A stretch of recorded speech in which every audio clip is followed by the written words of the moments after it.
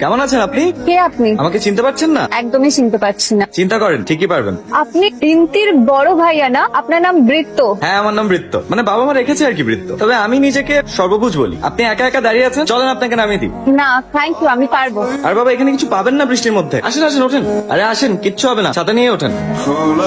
কাকে চাই, বৃদ্ধিকে নাকি আমাকে? আপনাকে কেন চাইতে যাব? কেন আমাকে চাওয়া যেতে পারে না? আমি কি না চাওয়ার মতো কিছু? আপনি এরকম পোশাকে কেন আছে? কিছু ভদ্রস্থ পরে আসুন। একটু বসতে হবে, বাবা মা বাইরে গেছে, বিনতি গোসলে গেছে, 20 মিনিট লাগবে। ওকে। আপনি এভাবে কথা বলছেন কেন? কিভাবে? মানে কেমন জড়ানো লাগছে আপনাকে, স্বাভাবিক লাগছে না। আপনার শরীর ঠিক আছে তো? আচ্ছা, চা খাবে? চা করে আনি, আমরা দুজন একসাথে বসে চা খাবো আর গল্প করবো। মুখোমুখি বসে চা খাবো।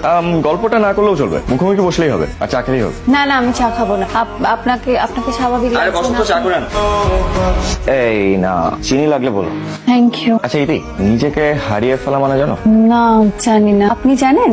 এই ধরো প্রতিবেশ মানে তো বুঝো, মানে ইকোসিস্টেম।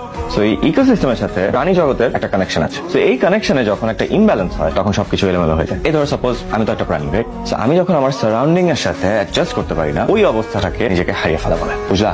না, একটু সহজ করে বললে বুঝবো। সহজ করে বলবো না। এই ধরো তোমাকে আমার ভালো লাগে, হ্যাঁ, মানে হাইপোথেটিক্যালি স্পিকিং, তোমাকে আমার ভালো লাগে, কিন্তু ভালো লাগা তো উচিত না। তোমার তো আমাকে ভালো নাও লাগতে পারে। সো এরকম একটা সিচুয়েশনেও যখন আমি আমার মনকে কন্ট্রোল করতে পারি না, সেটাকেই হারিয়ে যাওয়া বলে। 1 বছর আমি তোমাকে তোমার মতন করে পাইনি। কি অদ্ভুত মোহময় এক জীবন কাটছিল আমাদের। কিন্তু তোমার কাছে তোমার বাবা মা বোন আমি, সেই জীবন, সেই সবের থেকে বড় হয়ে ওঠে তোমার নিজস্ব এক ভালো লাগা, এক অন্ধকারময় জীবন। সবাই নিজেদের নিজস্বতা নিয়ে থাকে, তোমরা চাইলেও সেখান থেকে বেরোতে পারি না। চাইলেই যদি জলে নামতে পারো, চাইলে কেন ডাঙায় ফিরতে পারবে না? সাঁতার জানি না যে, শখে নেমেছি, এখন হাবুডুবু খাচ্ছি। সাঁতার জানো না বলেই আমি তোমার হাত ধরতে এসেছি। এবার যদি তুমি না বেরোতে পারো, তাহলে আমি আর তোমার অপেক্ষা করতে পারবো না বৃত্ত। আমারও তো একটা পরিবার আছে, তাদেরও আমার জন্য চিন্তা হয়। তুমি তোমার বাবাকে বলো না আমার কথা। কি বলবো বাবাকে?